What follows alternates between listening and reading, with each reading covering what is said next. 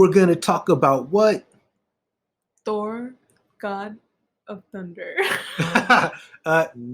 No. Thor: Love and Thunder, the fourth movie in the Thor franchise. um, so this Fake is fan, fake fan. fake fan, fake fan. You don't know about no Marvel. You up here saying Thor: God, Love. It's all good. Forgive her, man. Forgive her. She doesn't know what she means. But yeah, today we're gonna give our predictions on Thor: Love and Thunder.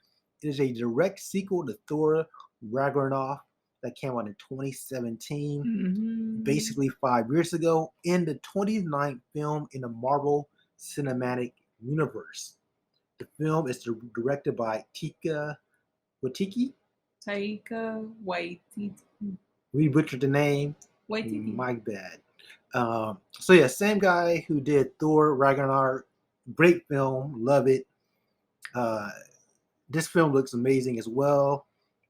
Obviously, got Chris Hemsworth as Thor, alongside Christian Bale, formerly known as the Batman. So Batman versus Thor, kinda. Tessa Thompson, Russell Crowe, and Natalie Portman. So basically, the film is about Thor attempts to find inner peace. He's having a midlife crisis, but must return to action and recruit Valkyrie, Gorg, and Jane Foster, who is now the mighty Thor, to stop Gorg, aka Batman, the God Butcher, from eliminating the gods. Dang. I know, right? It definitely looks exciting. Can't wait to see it. I know, it looks really interesting. I know, right? Mm-hmm. But before we give our predictions, let's go back in time to Thor #1 and give our just give a history of the progression of Thor. So this movie made opening weekend $65 million at the box office. It did a really good opening weekend. It went on to gross almost $500 million, not quite there, but pretty close, right? Worldwide. Second film in a movie opened up to 85 million. A lot of people didn't like this one, but I thought it was pretty enjoyable. But a lot of people hated on Thor: The Dark World. But this one did gross $500 million. It went on to make 644 million worldwide. So as you can see, Thor is starting to progress a little bit, right? And then we get into Thor: Ragnarok. This one opened up to $122 million. At the domestic box office, and it went on to almost gross $1 billion with $153 million at the domestic box office. So as you can see, the Thor movies are progressing. You said 100 or 853? It opened up to 122 million. Oh, okay. It grossed 853 million worldwide. Oh, okay. So as you can see, they're progressively making more and more money. Yeah. And I expect this to do the same. In addition, if you look at some of the early reviews on IMDb, it's at 8.2, but expect this number to change as more and more people watch this movie. So, we got a little bit of history background about the Thor movies. How much do you think, Anna, this movie's going to make at the domestic box office? Don't be scared now. They progressively made more and more money each and every time, so I think it's a safe bet it's going to make over $100 million, right? Yeah. So I say $175 million. All right.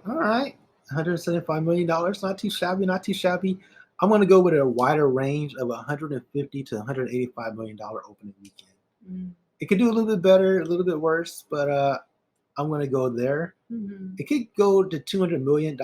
You know, it's hard to gauge, do people like this more than Doctor Strange? Because Doctor Strange opened up really well. But I'm hearing better things about this. But I feel like there was more buzz for Doctor Strange because everybody's, oh, this person's going to be in the movie, that person. To be honest, I was a little disappointed in the cameos because people were like, listen, all type of people were going to be in Doctor Strange. We got who we got. It was enjoyable. But when you see the list of possible names, and I was trying to avoid those names as much as possible and only get what we got, it was kind of felt like a letdown. You know? Yeah. Yeah, I think they hyped up all these cameos too much, and I think that kind of, for me, disappointed me in that film. So But yeah, I think this one's gonna do really. Actually, you know what? This one actually looks pretty good too. I'm gonna say 200 million. I'm gonna change my prediction to 200 million. I think this is gonna do better What? than Doctor Strange. What? I feel like regardless of how people feel about Jane Foster, blah blah blah, I think this movie is gonna be more enjoyable. It's gonna be more fun, and I think overall this is gonna be more of a fan friendly movie compared to Doctor Strange because that wasn't necessarily for families. I know people who took their kids and were kind of like, well, it's not what we expected. Now the thing is, does that have an effect on Thor? Are people going to be kind of, you know, hesitant to take their kids to see another Marvel film after seeing I just feel Doctor like Strange? the trailer looked really good. That like even I wanted to watch it because I kind of like wanted to give up on Marvel movies Mhm. after like the End Game and all that stuff. You know, Avengers and Mhm. everything. But I mean, I saw this trailer and I just said like I need to watch it because it looks really cool. Yeah, that's why I'm going to go to 200 million. I feel like it's been going up, up, and up. And he's definitely, I feel like he's more of a fan favorite than Doctor Strange. But I think Doctor Strange had the benefit of being in Spider-Man: No Way Home, so he's been getting like a lot of rub lately. But overall, I'm gonna go 200 million for Thor: Love and Thunder. What's your prediction? You I said said 175 all right. Well, million. there you have it. Let us know your thoughts below. How much do you think Thor: Love and Thunder is going to make at the box office? Don't forget to like, comment, and subscribe. It really helps the channel. Until next time, everybody, have a good one. Peace. Peace.